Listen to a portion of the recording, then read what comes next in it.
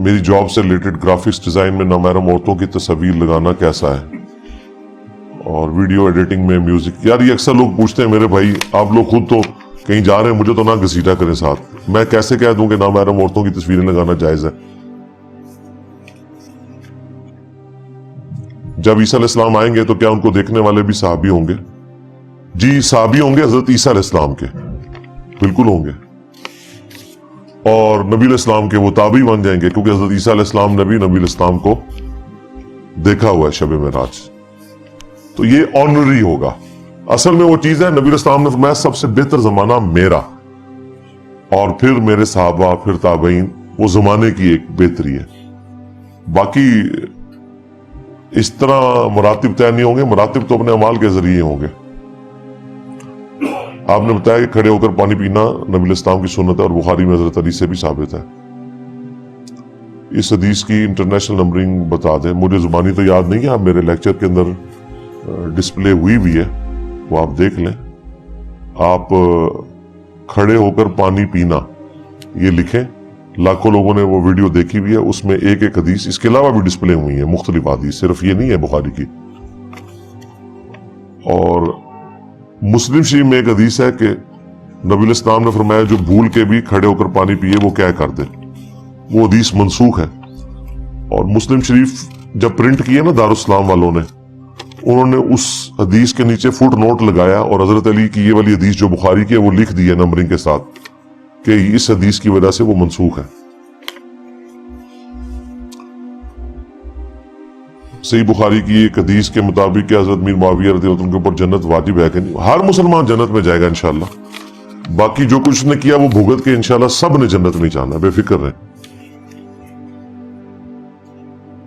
ماں کے پیٹ میں بچے کی وفات ہونے سے کیا جنازہ ہوگا؟ جی جنازہ ہوگا. حنفیوں کا موقف ہے کہ نہیں ہوگا. تابعین میں بھی دو گروہ تھے.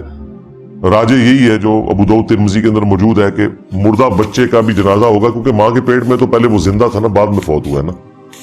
تو لیکن اس کا کوئی بڑا لیول کا کوئی فنکشن کرنے کی ضرورت نہیں ہے. چند لوگ بھی پڑھ کے دفنا دے تو کافی ہے، کوئی مسئلہ نہیں. مردہ بچے کا جنازہ، یہ میری ویڈیو ریکارڈ ہے. ایک کرسچن بھائی نے اعتراض کیا کہ اگر بائبل ہمارے لوگوں نے تبدیل کر دی تو قرآن مجید کے زیر و زبر بھی تو حجاج ابن یوسف کے دور میں ہوئے تھے. جی زیر و زبر سے کوئی لینا دینا نہیں ہے قرآن پاک کا، کیونکہ قرآن پاک جو ہے وہ زیر اور زبر ہم اجمیوں کے لیے لگائے گئے ہیں. وہ آپ اتار دیں. عرب قرآن جو ہے بغیر زیر اور زبر کے پڑھتے ہیں، جس طرح ہم اردو زیر زبر کے بغیر پڑھتے ہیں. ہمارا بچہ بھی دال اور نون اکٹھا لکھا ہو تو اسے دن پڑھے گا، دان یا دن نہیں پڑھے گا. ایسا ہی ہے نا؟ تو دن یا دان کیوں نہیں پڑھتا؟ کیا ہمارا بچہ بھی اس چیز کا محتاج ہے کہ دال کے نیچے زیر لگائے؟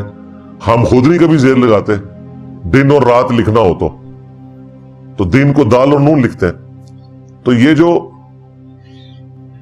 اعراب لگائے گئے تھے یا زیر زبر پیش کہہ لیں آپ، علامات لگائی گئی تھی، وہ اس لیے لگائی گئی تھی تاکہ جو نان عربک لوگ ہیں وہ یہ فرق کر سکیں. کیونکہ عربی زبان کے اندر ایک طرح کے الفاظ بعض اوقات ہوتے ہیں اور ان کی زبر زیر پیش سے ان کی جو وہ حالت بدلتی ہے، تو وہ عام لوگوں کو تو اندازہ نہیں ہوتا. اپنی اصلی حالت میں تو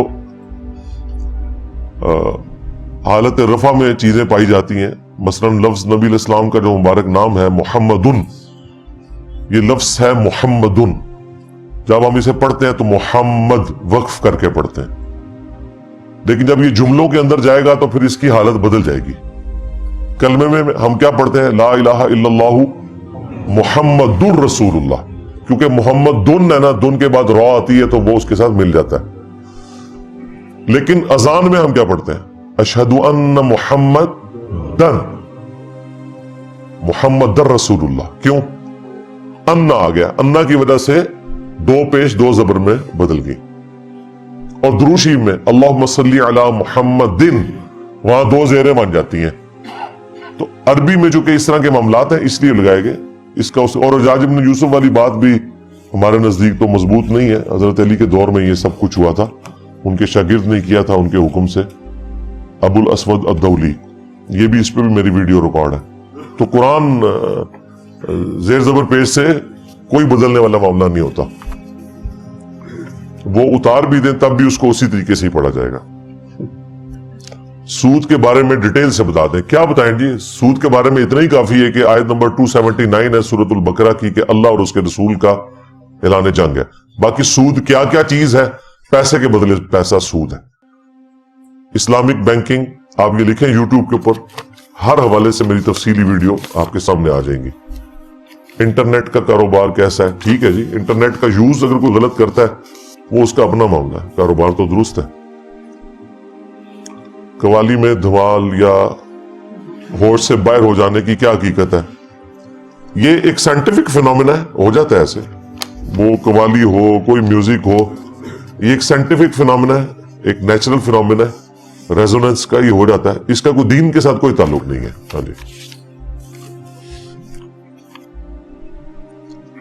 کافر اور مشرک میں کیا فرق ہے؟ ہندو یا کوئی اور بت پرست بھی کافر ہے؟ دیکھیں، کافر تو سارے ہی کے سارے ہیں اس حوالے سے کہ جنہوں نے نبی علیہ السلام کی نبوت کا انکار کیا. مشرک ٹرم جو ہے وہ چھوٹی ہے کافر کے مقابلے پہ.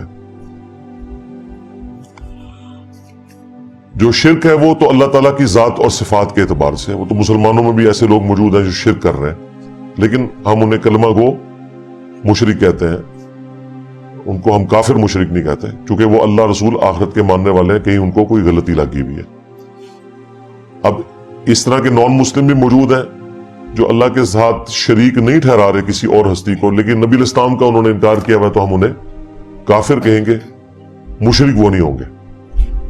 تو اللہ تعالیٰ کی ذات اور صفات میں جو شریک کرنے والے ہیں وہ مشرک ہیں، اور جو اللہ رسول آخرت کسی بھی چیز کا مطلقاً انکار کرنے والے یا اس میں سے کسی ضروریات دین کا انکار کرنے والے لوگ وہ کافر ہیں. تو مختصر آپ یہ سمجھ لیں کہ جتنے بھی نان مسلم ہیں وہ سب کے سب کافر ہیں. باقی اس کی جو ایک منطقی بحثیں جو غامدی صاحب کرتے ہیں وہ عام بندے کی ضرورت ہی نہیں ہے. آپ کے لیے بس اتنا ہی کافی ہے. بال بیچنا کیسا ہے؟ بال ناخن کاٹ کر دفنانے چاہیے. دفنا دیں، دفنانے کی یہ ماڈرن فارم ہے. اگر نالی میں بھی آپ بہاتے ہیں تو وہ ظاہر ہے الٹیمیٹلی ڈسپوز آف ہی ہو جاتے ہیں. یہ ضروری نہیں ہے کہ ان کو کوئی دفنانا ہے آپ نے، مطلب پبلک ڈومین سے باہر نکال دینا. باقی بال بیچنا تو ناجائز ہے جی، اس کی کوئی انسانی اعضاء بیچ نہیں سکتے. ہاں ویسے آپ نے ڈونیٹ کرنے ہیں وہ ایک معاملہ الگ ہے، کسی کام کے لیے اگر استعمال ہوتے ہوں وہ. لیکن اس میں بھی اب جو بال کی وگ بنانا اوریجنل بالوں کی، وہ تو صحیح مسلم کے اندر حدیث ہے کہ نبی علیہ السلام نے منع فرمایا. سنتھیٹک بالوں کی ہو سکتی ہے، اوریجنل بالوں کی نہیں. جو غیر مسلم فلاحی فنڈنگ کرتے ہیں، ان کے ساتھ آخرت میں کیا معاملہ ہوگا؟ کیا انہیں اجر ملے گا؟ دنیا میں تو اجر مل جاتا ہے ان کو، ان کے لیے دنیا کا اجر تو ہے نا کہ لوگ ان کی تعریف کریں گے. آخرت کا تعلق میرے بھائی ہدایت کے ساتھ ہے، چاہے مسلمان ہے چاہے کافر ہے. جب تک وہ اللہ اور اس کے پیغمبر کی تعلیمات پہ عمل نہیں کرتا، آخرت کے بارے میں وہ چھوڑ دے. جو نماز روزہ حج زکوٰۃ کرنے والے لوگ ہیں ان کے بارے میں بھی آیا کہ اگر ریاکاری کے لیے کیا تو وہ پکڑے جائیں گے. مسند احمد میں حدیث ہے، جس نے دکھلاوے کے لیے روزہ رکھا اس نے شرک کیا، جس نے دکھلاوے کے لیے نماز پڑھی اس نے شرک کیا، جس نے دکھلاوے کے لیے صدقہ کیا اس نے شرک کیا. اور وہ مسلم کی جو مشہور حدیث ہے کہ ڈھیروں ڈھیر نماز روزہ حج زکوٰۃ کی نیکیاں لے کر قیامت والے دن ایک بندہ آئے گا، لیکن اس نے حقوق العباد کے معاملے میں کمزوری دکھائی ہوگی. ایک ایک کر کے لوگ اس کی نیکیاں لے جائیں گے اور الٹیمیٹلی اسے جہنم میں پھینک دیا جائے گا. تو یہ تو میں کئی دفعہ بیان کر چکا ہوں. گھر سے بھاگ کر شادی کرنے والوں کے ساتھ کیا سلوک کرنا چاہیے؟ ہاں ان کو پیار سے بلائیں اور آفیشلی نکاح خاں کو بلا کے صحیح والا نکاح کروا دیں. یہی سلوک کرنا چاہیے، اور کیا کرنا چاہیے؟ ان کو مارنا ہے آپ نے؟ آنر کلنگ تو اسلام میں کوئی نہیں ہے. جب کبھی ماں باپ کو پتہ چل جائے کوئی ایسا معاملہ بن گیا تو اپنی جو ہے نا وہ عزت اسی صورت میں وہ بچا سکتے ہیں کہ اس معاملے کو آگے لے کے چلیں. الا یہ کہ وہ کوئی بچہ مطلب کوئی ایسا تخریب کار قسم کا بچہ یا بچی ہے پھر اس میں کریں. باقی اگر کوئی دنیاوی کمزوری ہے، کوئی شکل پیاری نہیں ہے، کسی کا خاندان نیچا ہے، اس پہ آپ ٹالریٹ کر لیں. وہ اگر رہنا چاہ رہے ہیں ان کو رہنے دیں اور اجازت دے دیں. جیسا کہ حدیث میں نماز کے مختلف طریقے بیان کیے گئے ہیں جو درست بھی ہیں. اگر والدین بغیر कितने तरीके बयान किए गए, ये आपके वालिदैन ने ही आपको बताया, क्योंकि उन्होंने कुछ पढ़ा ही नहीं हुआ था। तरीका तो एक ही है नमाज का। बाकी आप ये पूछें कि जो वालिदैन नफायदान ना करने दें तो उन्हें कहें कि अम्मा अब्बा तुसी तो शाही कोई नहीं। हाँ, ये कहा करें उन्हें। यही जवाब है हमारे पास। वो पूछे क्यों, उन्हें कह रही बुखारी मुस्लिम में हदीस है, तुम में से कोई शख्स मोमिन ही नहीं हो सकता जब तक कि मैं उसे उसके माँ बाप औलाद सब लोगों से बढ़कर अजीज ना हो जाऊं। तो रसूलुल्लाह के मुकाबले में तो आप शाही कोई नहीं है। हाँ। इंडिया ने चंद्रयान-3 चांद पर भेजा, क्या इस्लामी या दुनियावी नुक्ते नजर से इसका इंसानियत को कोई फायदा होगा? ये ना, इंडिया से पहले भी और लोग जा चुके हैं, मतलब फायदा तो है, क्यों नहीं है। जब इस तरह की चीजें एक्सप्लोर होती हैं तो आपके इल्म में अल्लाह ताला की कुदरतें जो हैं उनको आपको पता चलता है। ठीक है, एक मामला अच्छी चीज है। इसकी बजाय आप अपने बड़ों से पूछें कि आप लोग क्या करते रहे। हाँ, क्या कज़ा बाद में पढ़ सकते हैं, मसलन फजर की जोहर के टाइम में? हाँ जी, पढ़ सकते हैं, बस इतनी लेट ना करें कि आपकी नमाज की तरतीब टूट जाए। जोर से पहले पहले पढ़ लें, यानी जोर के लिए आप वुजू करें तो आप पहले 2 फर्ज फजर के पढ़ लें ताकि आपकी तरतीब कायम रहे, अगर कोई इस तरह हो गया। वैसे तो बेहतर यह कि इतना लंबा आप पीरियड इंतजार ही ना करें, सुबह ऑफिस जाने से पहले या कॉलेज यूनिवर्सिटी जाने से पहले वो पढ़ लें इशराक के वक्त में। मेरे वालिद की नसीहत थी कि 40वां नहीं करवाना। 40वां यानी तीजा करवा लेना, 40वां नहीं करवाना या कुछ भी नहीं करवाना। लेकिन मेरी वालदा ने सबके साथ जिद करके खत्म करवाया था। मैं उन्हें समझाता रहा पर वो नहीं मानी। ठीक है, तो वो इसलिए नहीं मान रही कि वो माशरे के प्रेशर में।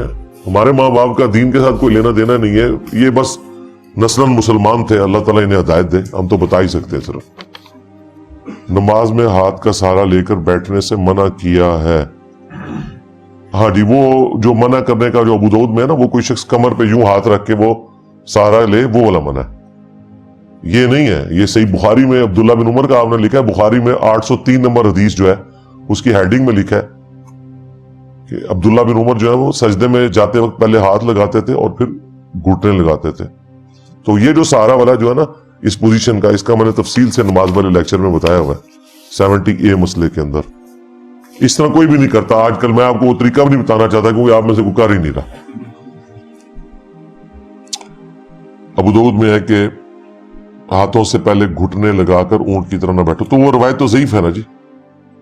और उससे जो अगली रवायत है उसमें तो है कि पहले हाथ लगाओ और फिर घुटने, वो रवायत बिल्कुल सही है और बुखारी में भी 803 नंबर हदीस की हेडिंग में लिखा हुआ है।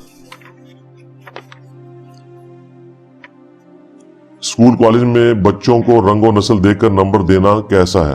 ये पता नहीं कौन से स्कूल हैं जिनमें ऐसे दिया जाता है। ऐसा तो नहीं होता यार, ऐसा तो कहीं नहीं होता। आपके बोर्ड के पेपर जो लोग चेक कर रहे होते हैं उनको तो पता ही नहीं होता है किस बंदे का पेपर है, तो वो कैसे रंगो नस्ल देखते हैं? हाँ, इंडिविजुअल लेवल के ऊपर स्कूल के अंदर कोई कर रहा है तो वो कब तक करेगा? मैट्रिक में तो जाके सारों का पोल खुल जाएगा। ये जो प्राइवेट कॉलेजेस स्कूल्स के अंदर बच्चों को जबरदस्ती पास भी करते हैं तो बोर्ड के पेपर में तो जाके समझ लें बोर्ड का जो पेपर है वो तो क़यामत का दिन ही होता है उनके लिए। हाँ, उसमें तो फैसला हो जाता है फिर। तो ये दुश्मनी कर रहे हैं लोगों के साथ जो लोग इस तरह की हरकतें कर रहे होते हैं। मियां बीवी की लड़ाई हुई थी घर के खर्चे की वजह से। जी, ज्यादातर यही होता है। 1 साल हो गया आपस में बोलते नहीं, अलहदगी भी इख्तियार नहीं कर रहे, जिसकी वजह से बच्चे रुल गए हैं। क्या इनका ऐसे साथ रहना जायज है? बड़ी बात है यार, 1 साल किस तरह मियां बीवी एक घर में रहते हुए अलग रह सकते हैं? ये मेरी समझ से तो बाहर है। ये कोई बड़ा मोटजाना ही केस है। एक जगह नहीं रह रहे होंगे, एक जगह रहते हुए कैसे ऐसे हो सकता है कि मियां बीवी जो है वो एक जगह रह रहे और 1 साल से बोले ना? और तो खर्चे की वजह से फिर खर्चा चल ही रहा है ना, तभी 1 साल से रह रहे हैं ना, पत्ते तो नहीं खा रहे। ज्यादातर लड़ाइयां जो है ना वो खर्चों की वजह से ही होती हैं और दूसरे नंबर के ऊपर जो अना और जिद है उसकी वजह से होती है। बाकी जो इस तरह के मामलात हैं हम तो लोगों को समझा ही सकते हैं सिर्फ।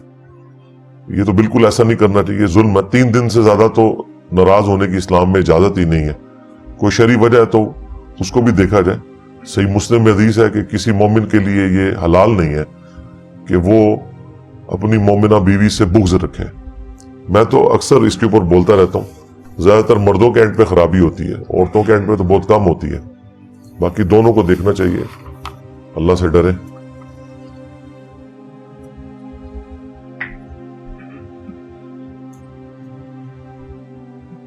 इम्तिहान में दोस्त को नकल करवाना कैसा है? सवाब का काम है जी।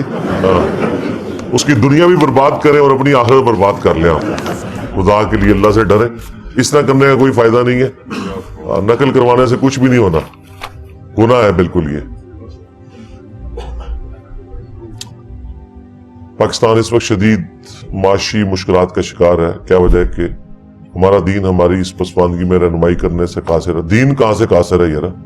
दीन को हर जगह वैसे ही ले आते हैं, दीन कासिर हो गया, इस्लाम क्या कहता है।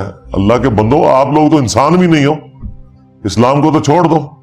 एज ए नेशन जो आप लोगों की अप्रोच है वो तो इंसानों से भी गिरी हुई है। इस्लाम तो बहुत ऊपर की चीज है, जानवरों का हुजूम बने हुए हम लोग। हमारी इस पसमानदगी में रहनुमाई करने के लिए जैसा कि वाकया जड़ावाला हुआ, लोग बड़ी तादाद में बाहर निकले। इसके ऊपर तो मैं बोल चुका हूं ना, मगर इसकी खातिर कोई बाहर नहीं निकलता। हम निकले मेरे भाई, लोगों को एजुकेट कर रहे हैं, क्या करें, इससे ज्यादा तो कुछ नहीं कर सकते। अनारकी फैलेगी। अब ये देखें ना आप, 4-5 दिन से जो ये बिजली के बिलों वाला इशू बना हुआ है। पहले कश्मीर के अंदर, आजाद कश्मीर के अंदर हजारों लोगों ने अपने बिल्स जलाए हैं। उसके बाद कल मैं मेन मीडिया पे ये खबरें देख रहा था। इसका मतलब है कि ये खबरें काबू से बाहर हो गई हैं जो मेन मीडिया के ऊपर आ रही हैं। अदरवाइज मेन मीडिया तो सेंसर कर दिया जाता है। लोगों ने बिजली के बिल जलाए हैं और उल्टा जो लोग मीटर काटने के लिए गवर्नमेंट के मुलाजमीन आए हैं उनकी पिटाई की है। उन बेचारों का तो कोई कसूर नहीं, हो तो खुद गुर्बत की जिंदगी गुजार रहे। अब जो एक लाइन मैन आता है उसकी बेचारी की कितनी तनख्वाह है, उससे पूछे, उसके घर में भी फाके होंगे। उसको मारना पीटना ये बिल्कुल गलत बात है। बस आप उसको, ठीक है, अगर आपने ज्यादा प्रोटेस्ट करना है उसे काम करने से रोक देते, उसके बाद उसे मारना पीटना ये तो बिल्कुल गलत है। बाकी ये तो हकीकत है कि ये सब कुछ तो हमारे बड़े IMF से मान चुके हुए हैं। तो ये अल्टीमेटली ये 1500 अरब का जो बोझ है वो आवाम नहीं उठाना था बिजली के बिलों की शक्ल में, क्योंकि हमारे बड़े तो अपने लल्ले तलल्ले और याशियों में तो कट लगाने के लिए बिल्कुल तैयार नहीं है। और ये जो केयर टेकर गवर्नमेंट आई हुई है, इनकी तो कोई चीज भी स्टेक में नहीं लगी हुई। प्राइम मिनिस्टर से लेके नीचे तक किसी को कोई लेना देना नहीं है। मजे से एसी वाले कमरों में बैठ के ये मीटिंगें कर रहे हैं। इन्होंने कौन सा अवाम में जाना है? ये बाहर से लॉन्च होते हैं और ऊपर आके यहां हमारे बैठ जाते हैं, यहां से पैसा लूट के फिर बाहर चले जाते हैं। इनमें से किसी का कोई अवामी स्टेक नहीं है कि उसे ये फिक्र हो कि मैं इसके बाद अवाम में जाऊंगा, क्योंकि इनका जमात तो किसी जमात के साथ तो ताल्लुक नहीं है, किसी पॉलिटिकल जमात के साथ ताल्लुक नहीं किसी का। टेक्नोक्रेट्स है, जवाब दे ही नहीं किसी को। इससे पहले भी जो लोग करके गए, उनसे पहले जो लोग करके गए, वो आहिस्ता आहिस्ता चीजें जमा होती गई हैं और वो अब निकल रही हैं। तो मेरे पास तो इसका सोल्यूशन यही है जो मैं पहले आपको बता चुका हूं। नंबर 1, जिसके पास रिसोर्सेज हैं वो मुल्क से बाहर निकले और यहां रिमिटेंस भेजे। नंबर 2, यहां पर भी अगर किसी का कोई कारोबार है और बच्चे पढ़ लिख गए हैं तो बजाय नौकरियों के चक्कर में वो अपने वालिदैन का हाथ बटाएं उनके कारोबार के अंदर। और बिजली के पॉइंट ऑफ व्यू से तो मैं अक्सर कह चुका हूं कि सोलर प्लेट्स अपने घरों में लगवाएं यार। 1-2 सोलर प्लेटें लगाने से भी आपको काफी सहारा हो जाएगा। और सरकारी मुलाजमीन के लिए तो गवर्नमेंट का काम है कि उन्हें, जिस तरह फौज के अंदर मुसलसल तनख्वाहों में से कटौती करते रहते हैं और रिटायरमेंट के वक्त उन्हें एक प्लॉट मिल जाता है या कोई एक अपार्टमेंट मिल जाता है, उनकी अपनी तनख्वाहों में से ही वो कटे होते हैं पैसे। इस तरह सरकारी मुलाजमीन की तनख्वाहों से पैसे किस्तों में काटें और उन्हें सोलर प्लेट्स लगा के दें ताकि باقی لوگوں کو سستی بجلی ملے. میں تو اس کے اوپر کافی دفعہ بول چکا ہوں, یہی کچھ ہی کر سکتے ہیں. باقی دعاؤں سے کبھی کچھ نہیں ہونے والا جب تک آپ اپنی حالت خود نہیں بدلیں گے. یہ تو بات کلیئر ہے. اگر آج تک نہیں تھی کلیئر تو اب تو کلیئر ہو جانی چاہیے. ہم وہی اپنی پرانی چیزیں لے کے بیٹھے ہوئے ہیں جناب کہ جی وہ اللہ کا خاص فضل ہے تو یہ ہے تو وہ ہے. یہ باتیں ان کو جچتی ہیں جن کا پیٹ بھرا ہوا ہے, جن کو پاکستان ایک سمجھ لیں جنت ہے ان کے لیے. پیسے والے لوگوں کے لیے تو جنت ہے, سیدھی سی بات ہے. جس کے پاس تھوڑا سا پیسہ ہے, پاکستان سے زیادہ سستا ملک ہی اس کے لیے کوئی نہیں ہے. جس کے پاس پیسہ ہے وہ اس پیسے کے ساتھ باہر کے ملکوں میں اتنی عیاشی نہیں کر سکتا جتنی ادھر کر سکتا. تو ان کی تو کوئی چیز اسٹیک پہ نہیں لگی ہوئی, اس لیے وہ صرف آپ کو صبر و شکر کے بھاشن دے سکتے ہیں اور اس طرح کے معاملات کر سکتے ہیں. آپ نے اپنے معاملات خود ہی دیکھنے ہیں. باقی رہ گیا وہ کسی کے دماغ میں کوئی خونی انقلاب آ سکتا ہے یا اس طرح ہو سکتا ہے, تو وہ عمران خان صاحب کو بھی اب سمجھ آ گئی ہے. اس طرح نہیں ہوتا. ہم اس وقت بھی کہہ رہے تھے یار ایسے کیسے ہو سکتا ہے, یہ کوئی پرانے زمانے میں آپ رہ رہے ہیں. وہ جو انقلاب آتے تھے نا وہ امپائرز کے خلاف, شہنشاہوں کے خلاف آتے تھے انقلاب. یہ ابھی تک جتنے آپ کو انقلاب نظر آ رہے ہیں, انقلاب ایران ہو یا رشیا کا انقلاب ہو, سلطنت عثمانیہ کا ٹوٹنا ہو, گریٹ برٹن کی شہنشاہیت کا خاتمہ ہو, اور ریسنٹلی سب سے بڑا انقلاب جو آیا وہ قریب جو ہے وہ ایران کا انقلاب 79 میں, وہ بھی شہنشاہ کے خلاف تھا. اب جب ملک بن گیا نا تو اب انقلاب اس طرح نہیں آنے, کیونکہ ملکوں کی فوجیں ہوتی ہیں, جوڈیشری کا نظام ہوتا ہے, وہاں پارٹیوں کی حکومتیں ہوتی ہیں, لہذا پوری نیشن ایک جگہ جمع نہیں ہو سکتی. اور پاکستان میں تو میں نے آپ کو بتایا انقلاب آ ہی نہیں سکتا. یہاں فرقے اتنے زیادہ ہیں, سیاسی ڈویژنز تو الگ سے ہیں, فرقے کتنے زیادہ ہیں. اللہ نہ کرے کوئی انقلاب آئے, کیونکہ ایک فرقے والا اگر انقلاب لے کے آئے تو دوسرے کو تو اس نے زندہ رہنے کا حق بھی نہیں دینا. یہ ذہن میں رکھیے گا. میری ویڈیوز بھی لوگ آؤٹ آف کنٹیکسٹ اٹھاتے ہیں کہ جی انجینئر صاحب کہہ رہے ہیں کہ جی یہاں سیکولرزم ہو. بالکل, میں نے تو ایک کمپیریٹیولی بات کی ہے. سیکولرزم کا جو یہ پورشن ہے کہ ہر شخص کو اپنا پوائنٹ آف ویو رکھنے کی اجازت ہے, یہ تو عین اسلامک ہے. اگر آپ خلافت سے مراد یہ لے رہے ہیں کہ بریلویوں کے ہاتھ میں حکومت دے دیں اور وہ اہل حدیثوں کو اور دیوبندیوں کو قتل کر دیں, تو ہم تو اس طرح کی خلافت پر لعنت بھیجتے ہیں. یہ کون سی اسلامی حکومت ہے؟ تو یہ اسی قسم کی خلافت آنی ہے یہاں پہ. وہ معاملہ ختم. جتنے لوگ خلافت کی باتیں کر رہے ہیں, انہوں نے سب سے بڑا جو بلنڈر کیا ہے یہ ان کے ساتھ ہوا ہے, انہوں نے فرقوں کو نظر انداز کیا. اب فرقوں کی خلافت ہوگی, اسلام کی خلافت کبھی بھی نہیں آئے گی, الا یہ کہ اللہ تعالیٰ کی کوئی غیبی تائید ہو جائے. امام مہدی علیہ السلام والا معاملہ, اس سے پہلے مجھے کوئی ایسی چیز نظر نہیں آ رہی جب تک فرقہ واریت ختم نہیں ہوتی. تو پہلا جو مرض ہے وہ فرقہ واریت ہے, اس کو ایڈریس کرنے کی ضرورت ہے. جب اس کو آپ ایڈریس کریں گے باقی سارے مسئلے خود بخود ایڈریس ہو جائیں گے. یعنی اسلام کے پوائنٹ آف ویو سے میں بات کر رہا ہوں. تو باقی اگر وہ اسلام کو آپ اس میں سے سائیڈ پہ کریں اگر, اور فرقہ وارانہ ایشوز کو سائیڈ پہ کریں, جب تک گورے ہمارے اوپر حکمران تھے اس وقت تو سنی شیعہ فساد نہیں ہوتے تھے, کیونکہ دونوں ہی غلام تھے, حکومت کسی کے ہاتھ میں نہیں تھی, تو ایک مشترکہ کاز کے لیے لگے ہوئے تھے. جیسے ہی اپنا ملک ملا ہے تو آپس میں لڑنا شروع کر دیا. آپ نے جز رفع الیدین کی پہلی حدیث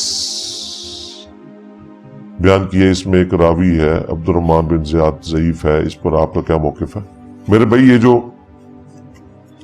حضرت علی علیہ السلام والی حدیث ہے, یہ حدیث جامعہ ترمذی اور سنن ابن ماجہ میں بھی موجود ہے, اور آپ جس راوی کی بات کر رہے ہیں جمہور کے نزدیک ثقہ اور صدوق راوی ہے.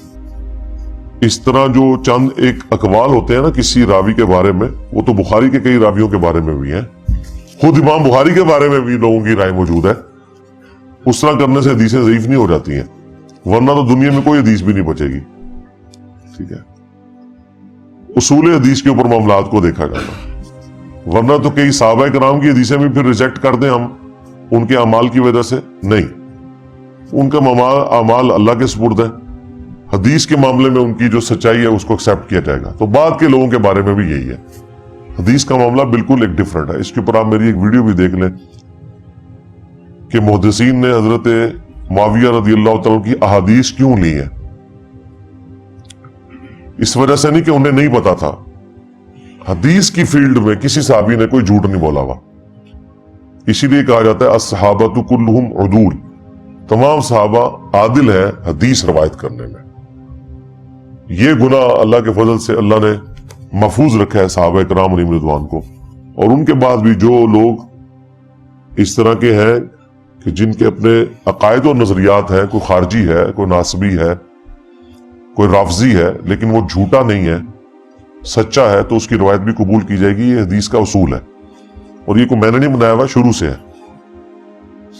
आज भी कई गैर मुस्लिम आप देखें, यानी अपनी तमाम कमजोरियों के बावजूद सच बोलते हैं, बेईमानी नहीं करते। तो इस तरह मुसलमानों में भी ऐसे लोग थे जो अपनी गुमराहियों के बावजूद सच बोलते थे, झूठ नहीं बोलते थे, हाफजा उनका नहीं बिगड़ा हुआ था। तो सिर्फ अकीदे की बुनियाद के ऊपर उनकी हदीसें फारिग नहीं की जा सकती कि उनका अपना अकीदा क्या था। बुखारी में 100 के करीब रावी हैं जो शिया हैं, उनमें ऐसे शिया रावी भी हैं जो शिया मस्जिदों के इमाम भी थे, यानी वो फिरका वारियत हुई भी और मस्जिदें भी इलादा, लेकिन इमाम बुखारी ने हदीसें ली हैं।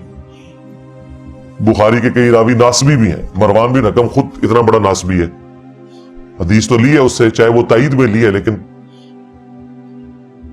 फिर यहां पे तर्जमा करने वालों ने उसके साथ रहमतुल्लाह अलैह भी लिख दिया हुआ है, रज़ियल्लाहु अन्हु भी लिख दिया हुआ है मरवान बिन हकम के साथ कि भी वो रावी हो गया। रावी होने का मतलब नहीं कि पाक साफ हो गया, रावी होने का मतलब यह है कि हदीस इसकी ये दुरुस्त है, बाकी वो अपने अमाल का जवाब दे खुद होगा। सीधी सी बात है।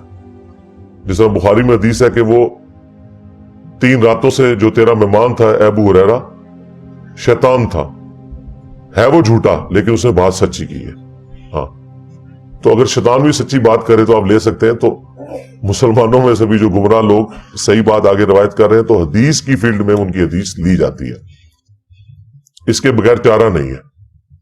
हदीस की फील्ड में ज्यादा जरूरी चीज इंसान का सच्चा होना और उसके हाफजे का ना बिगड़ना है। इमाम मुस्लिम मुकदमे में नहीं लिख रहे कि मैंने सबसे ज्यादा झूठ बोलते हुए नेक लोगों को देखा है और फिल बदी उनकी जुबान से झूठ जारी होता है। आज भी देख लें जितने ये वाइजीन कहानियों वाले हैं, शक्लें देखें कितनी इनकी मौनों वाली है, सब ज्यादा कहानियां वो लोग सुनाते हैं। तो इमाम मुस्लिम ने भी सूफियों के ऊपर टांट किया था कि मैंने सबसे ज्यादा झूठ बोलते हुए नेक लोगों को देखा है। तो अब मुझे बताएं, नेक होना किसी का चाटना है? उसका अकीदा भी ठीक है वो झूठा, अपने फिरके को या अपने अकीदे को ऊंचा करने के लिए झूठ बोल देता है, तो हदीस उसकी नहीं मुहद्दिसीन लेते थे। और साइमल्टेनियस कंट्रास्ट ये कि बंदा बदअकीदा था लेकिन वो झूठ नहीं बोलता था, उसकी हदीस ली है। और ये अकल भी तकाजा करती है कि जो झूठ ना बोलता हो, हाफजा ना उसका बिगड़ा हुआ हो, उसके अपने जाती किरदार अल्लाह के सुपुर्द, आप उसे हदीस लेंगे। लें जी, ये पूरा आपका थदा अल्लाह के फजल से मैंने खत्म कर दिया।